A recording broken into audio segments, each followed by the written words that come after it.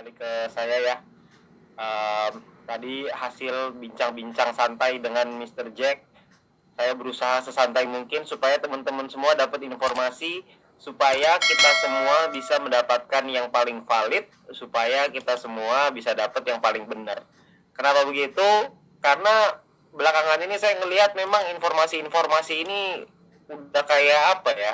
Udah kayak banjir gitu. Informasinya tuh banjir di mana-mana. Wah, macem-macem informasinya tuh. Yang paling heboh memang kemarin sih ya. Kemarin saya ngelihat tiba-tiba ada satu orang yang ngepost soal saya nggak tahu, kayaknya itu bukan di sini e-commerce deh. Kayaknya itu saya sempat tanya juga ke teman saya waktu itu yang memang kebetulan sebagai seorang orang yang ngerti hukum gitu ya. Saya tanya, beliau bilang itu pendaftaran untuk hak cipta Pak gitu katanya. Nah, hak cipta itu berarti kan hak cipta atas mereknya VTube. Sementara mereknya VTube sendiri memang sudah ada hak ciptanya gitu. Terus saya tanya, kok ini tulisannya dalam proses gitu, kok bisa diproses? Katanya ya memang bisa diproses, tapi kan belum tentu diterima. Oh, benar juga, masuk akal. Terus yang saya ngelihat lagi, saya geser-geser, ada kosmetik, ada apa, segala macam. Saya bilang, ini orang kok halunya tingkatnya ekstrim juga gitu. Dan saya ngeliat paling bawah, tiba-tiba ada satu alamat, ada dua soalnya kan, kalau kita lihat ada yang tersebar berseliweran di mana-mana itu ada dua. Ada dua yang mendaftarkan sebagai VTube-nya gitu. Padahal sebenarnya kita sudah daftarkan di Haki, itu beda lagi gitu ya. Tapi ini ada dua nih. Ini mana yang pertama menggunakan alamat PP Future Viewtech, tapi bilangnya e-commerce, bilangnya itu VTube. Padahal kita tadi clear, kita dengar bahwa VTube itu bukan e-commerce, VTube itu adalah sosial media. Jadi ya sudah pasti itu kan udah pasti bukan dari perusahaan ya, itu pasti orang ngawur. Yang kedua, itu ada alamat orangnya loh. Ada nama orang dan juga alamat orangnya yang membuat hal itu gitu. Saya jadi mikir, emang dia pikir apa ya, maksudnya mungkin dia ceroboh kali gitu ya. Karena bisa jadi itu alamat akan disamperin sama nggak tahu berapa banyak orang gitu. Karena dia menyebarkan berita itu, nah kan kita nggak tahu. Nah kalau misalkan satu hari disamperin sama 100.000 VTuber tuh apa yang akan terjadi gitu ya dengan rumahnya? Pasti party sekali di situ gitu. Covid-nya pasti akan party di mana-mana gitu ya. Makanya saya ngelihat begitu banyak informasi-informasi yang beredar dan tentunya informasi yang nggak valid. Jadi makanya kita akan banyak sekali membuat event-event terutama di webinar dengan YouTube seperti ini supaya teman-teman semua bisa dapat informasi yang valid dan juga yang A1 gitu ya. Yang valid lah dari perusahaan langsung supaya teman-teman semua bisa memahami. Tapi memang juga pasti saya suka sekali dengan style dari manajemennya PT Future Viewtech ini gitu ya, karena memang yang namanya kita sebagai leader di lapangan, kita sebagai member di lapangan sama manajemen kan beda gitu. Tentunya ada beberapa hal-hal yang mungkin masih dalam sifatnya adalah confidential, sifatnya adalah tidak boleh disebarkan dan juga ada yang boleh disebarkan. Jadi beberapa yang sudah disebarkan kepada Anda semua itu adalah informasi yang valid supaya teman-teman semua bisa menginformasikan kepada timnya masing-masing. Ya, tapi juga ada satu yang mungkin saya pengen informasikan gini. Banyak orang bilang gini ya, ini kan maintenance ya. Namanya maintenance itu kan kalau dalam bahasa Indonesia namanya pemeliharaan, benar ya? Anda boleh coba Google tuh. Tadi saya Google, maintenance itu artinya apa? Pemeliharaan. Artinya kalau kita bilang itu pemeliharaan, berarti kan membuat sesuatu yang lebih bagus untuk kedepannya, benar ya? Tapi juga banyak yang saya bingung gini, sudah dibilang bahwa ini maintenance pemeliharaan untuk yang lebih bagus ke depan, tapi juga banyak yang khawatir. Nah yang khawatir siapa? Yang khawatir itu rasa-rasanya sih mungkin itu haters-hatersnya mungkin ya. Saya nggak tahu sih. Tapi mungkin itu yang khawatir. Karena kalau buat saya secara pribadi dan mungkin beberapa teman-teman leader yang lain, kita semalam itu lega luar biasa. Ya lega banget. Bahwa memang kita tinggal nunggu, tinggal sedikit lagi ini selesai gitu. Jadi kita tinggal berjuang, kita bertahan. Ya. Nah, saya selalu memupuk di dalam diri saya gitu ya. Bahwa ada satu kalimat yang memang saya pegang terus gitu ya. Intinya adalah be strong because things will get better. It might be stormy now but it can rain forever. Jadilah lebih kuat karena mungkin sekarang dan segala sesuatu akan jadi gini. Jadilah kuat karena segala sesuatu akan jadi lebih baik. Sekarang mungkin lagi ada sedikit badai, sedikit hujan, tapi tenang aja, hujan itu nggak bisa selama-lamanya. Karena setelah hujan yang besar, setelah badai yang besar, biasanya pelangi yang indah menanti kita. Jadi memang kalau buat saya pribadi itu yang selalu saya pegang gitu ya, makanya kita kuat untuk melewati ini. Dan juga yang paling utama adalah memang melihat perubahan dari teman-teman semua, perubahan yang kadang-kadang saya nggak habis pikir gitu. Satu satu satu keputusan yang kita semua buat itu bisa berdampak dengan begitu besar untuk bukan cuma 1, 2, 3 orang, tapi bisa berdampak bahkan mungkin sampai ribuan, bahkan puluhan ribu orang, bahkan mungkin sampai ratusan ribu orang gitu sekarang ya di seluruh Indonesia yang bisa merasakan dampaknya dari itu. Nah, itu yang membuat kami menjadi kuat dan terus berjuang. Tapi juga Anda juga perlu paham, tadi juga Pak Fernando, Pak Noval juga sudah sharing ya dengan Mr. Jack juga. Oh ya, sebelumnya saya lupa tadi saya ingin salam kepada mereka leader-leader yang luar biasa, Pak Noval, Pak Fernando dan Bu Yunita, dan juga Mr. Jack terutama. Karena sekarang ini kita lagi dalam, ibaratnya lagi dalam masa tenang gitu ya. Kita lagi masa tenang, lagi mau ujian gitu ya. Ibaratnya kalau kita lagi sekolah nih, yang namanya ujian dikasih masa tenang dulu gitu. Masa tenang ini digunakan untuk apa sebenarnya? Masa tenang kalau yang namanya ujian bagi anak-anak sekolah gitu ya. Masa tenang itu digunakan untuk apa? Untuk bermain kah? Untuk senang-senang kah? Untuk jalan-jalan ke mall? Atau untuk belajar? Tentunya masa tenang ini kan kita pakai buat belajar, benar ya? Kita pakai untuk upgrade diri kita, persis yang tadi Pak Fernando juga bilang, untuk upgrade diri kita supaya kita tidak supaya kita siap, supaya kita ready ketika fase yang baru, bukan fase ya, ketika Fitup 3.0, karena orang kadang-kadang nyaru gitu dengan fase ketiga, fase kedua. Tapi kan Pak, fase kedua tuh e-commerce, fase ketiga itu apa kan gitu ya. Jadi kita ngomong gini aja bahasanya biar sama. Fitupnya ini Fitup 3.0. Fasenya memang masih fase pertama nih, karena Fitup itu kan fase 1 ya. Tapi kan ada fase kedua yaitu e-commerce yang nantinya akan diceritakan lagi oleh Mr. Jack. Tapi pada prinsipnya adalah fase pertama ini sudah upgrade 3 kali. Dari yang Fitup 1.0, 2.0, sekarang udah mau 3.0. Dalam waktu kurang dari setahun, Anda bayangin ya. Jadi perubahan upgrade itu. Dengan upgrade-nya si aplikasi, sayangnya banyak sekali juga jadi ibaratnya teknologi itu berkembang dengan sangat cepat, tapi masalahnya terkadang kitanya nih nggak cepat dalam beradaptasi gitu. Kitanya ini nggak cepat dalam menyesuaikan diri, dalam upgrade kapasitas kita supaya kita bisa jadi pemimpin yang lebih baik, supaya kita bisa berkontribusi lebih baik, bukan hanya untuk tim kita, tapi juga untuk secara society secara keseluruhan gitu. Jadi memang kita perlu melakukan upgrade diri itu gitu. Makanya saya ingin mengajak dan menghimbau teman-teman semua untuk ayo kita di masa tenang ini kita sama-sama belajar, kita sama-sama sharing kepada tim-tim kita bangun komunikasi yang lebih intens, kita pakai waktu ini untuk membangun hubungannya, untuk membangun hubungan yang lebih kuat dan lebih erat. Karena memang kita kehilangan pekerjaan utama kita, yaitu gini-gini ya. Kita kan kehilangan nih, kita kehilangan pekerjaan kita. Buat yang mungkin sekarang platinum mau ke diamond pasti kehilangan pekerjaan untuk buka-buka tim. Buka-buka tim, ngecekin exposure terus gitu. Kita kehilangan itu, tapi di saat yang bersamaan kita dikasih kesempatan untuk kenal lebih dekat dengan tim-tim kita. Kita dikasih kesempatan untuk bisa lebih memahami tim-tim kita gitu. Jadi tidak larut dalam kesibukan-kesibukan yang sifatnya sehari-hari gitu ya, kerjaan sehari-hari, tapi kita bisa meluangkan waktu untuk lebih kenal dekat dengan tim-tim kita masing-masing ya. Jadi saya ingin mengajak teman-teman semua untuk kita membangun itu, kita membangun chemistry itu, kita membangun satu teamwork di dalam tim kita, dalam kerjasama tim, karena itu akan sangat krusial sekali. Kenapa? Karena nanti ke depannya ketika sudah semuanya ini dalam align dengan hukum gitu, dengan sesuai aturan yang berlaku, maka Anda bisa bayangkan berapa banyak, persis seperti yang Bu Yunita tadi bilang, akan ada banyak sekali yang orang-orang yang akan bergabung bersama kita gitu. Jadi memang kita harus upgrade kapasitas kita. Karena saya percaya buat Anda yang mungkin jadi pemimpin atas 100 orang dan jadi pemimpin atas 1000 orang, sama-sama pemimpin, tapi kemampuannya harus berbeda.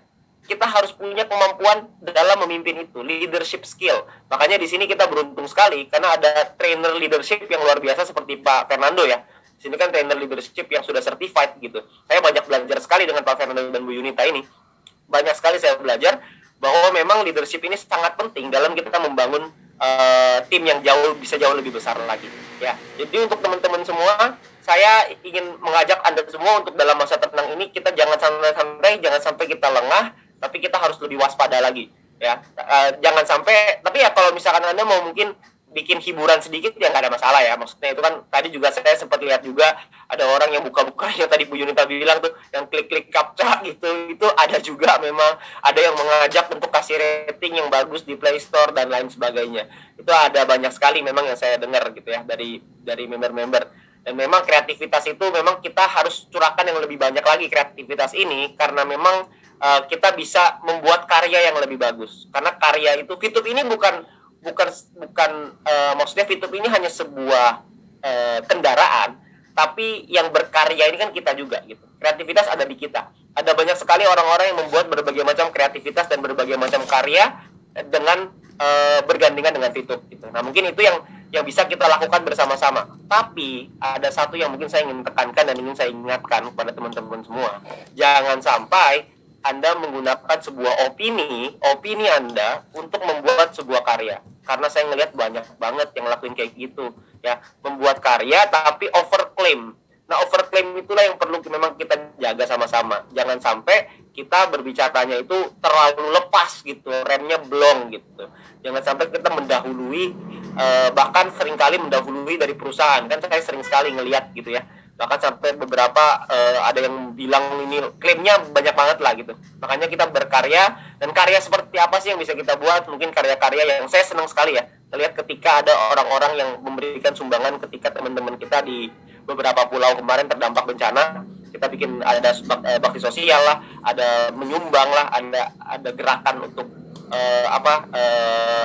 mengumpulkan donasi dan lain-lain. Itu satu kegiatan yang menurut saya sangat positif sekali gitu. Jadi bukan hanya dari bisnisnya saja kita bisa berkontribusi dengan memberikan harapan kepada bangsa Indonesia ini, tapi juga kita bisa berbagi bersama teman kita yang mungkin lagi sulit.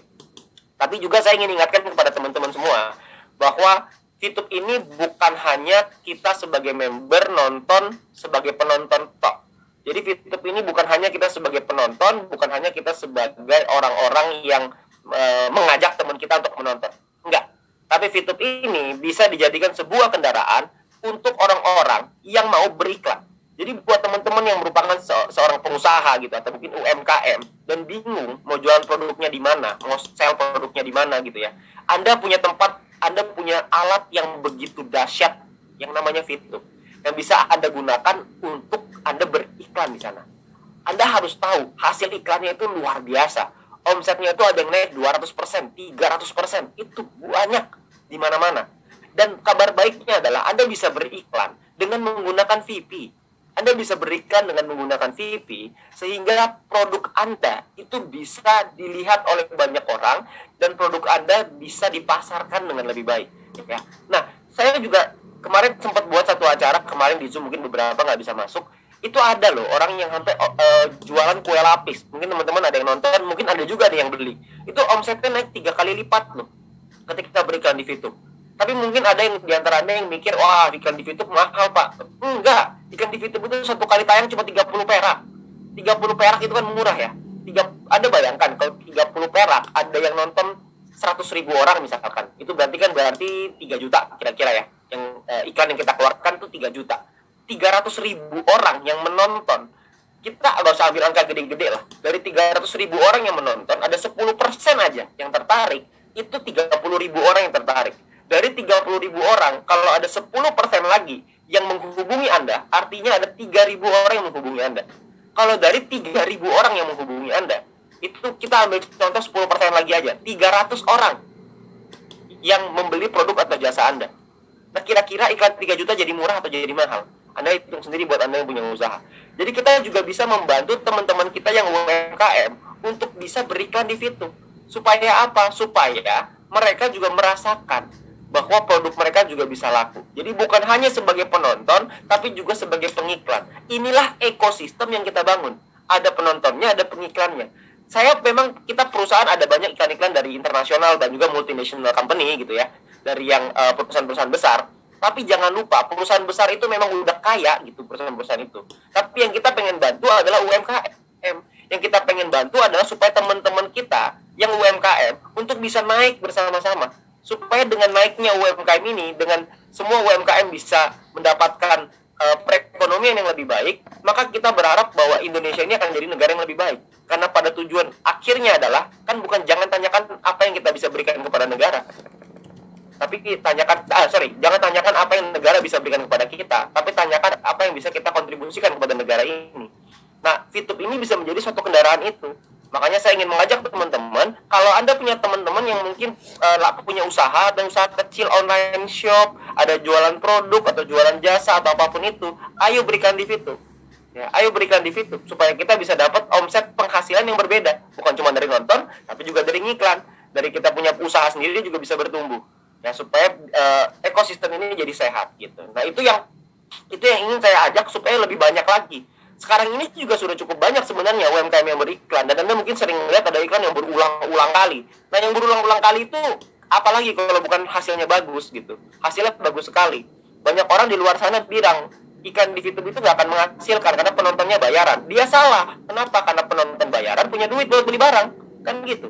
Penonton yang di luar belum tentu punya duit buat beli barang, tapi kalau di Fitup penonton bayaran ini punya bayaran gitu. Jadi produk dan jasa kita itu bisa lebih dipasarkan dengan lebih baik lagi. Nah, mungkin nanti beberapa hari ke depan juga akan ada sosialisasi soal pengiklan ini supaya teman-teman semua juga bisa membantu bukan hanya dari sisi nontonnya aja, tapi juga dari iklannya. Bahkan banyak juga yang nggak sedikit juga ya orang-orang yang beriklan di Fitup dapat manfaatnya, jadi percaya dengan Fitup dan jadi aktif di Fitup. Itu juga banyak sekali. Ya, jadi Anda juga bisa bukan cuma dari sisi nontonnya aja, tapi juga dari pengiklannya. Ya, jadi teman-teman semua, ada banyak sebenarnya yang bisa kita lakukan ketika lagi masa tenang ini, dan saya berharap teman-teman semua bisa mendapatkan keyakinan dan kekuatan yang sama seperti kami leader-leader Anda, karena kami semua sekarang lagi euforia luar biasa, tapi di satu sisi kami semua juga sedang siap-siapnya gitu, sedang menyiapkan senjata-senjata kita, sedang menyiapkan diri untuk pertempuran yang lebih hebat lagi ke depannya. Karena kami percaya dengan Fitup ini kita bisa membantu bukan cuma diri kita, bukan cuma keluarga kita, tapi juga seluruh rakyat Indonesia. Kita bisa berkontribusi kepada negara. Ya, nah itu yang mungkin ingin saya sampaikan kepada Anda, dan terakhir pesan saya untuk Anda adalah Anda harus selalu terus percaya, Anda jangan pernah Anda menyerah, dan Anda harus selalu ingat yang paling sulit adalah yang di awal. Kesulitan itu paling sulit itu di awal aja. Jadi setelah kita sudah bisa melewati semua ini, maka akan ada satu panen raya yang bisa kita rasakan. Setelah kita melewati badai yang begitu berat, maka kita akan melihat pelangi yang begitu indah. Jadi kembali ke teman-teman semua pilihan ada di tangan Anda masing-masing, tapi kami berharap jangan sampai ada satu orang pun yang gugur. Kami berharap teman-teman semua bisa mendapatkan apa yang kami rasakan. Semoga teman-teman semua bisa memberikan yang terbaik untuk keluarga Anda, dan semoga Fitup bisa menjadi jalan buat kita semuanya. Sekian dari saya, selamat malam.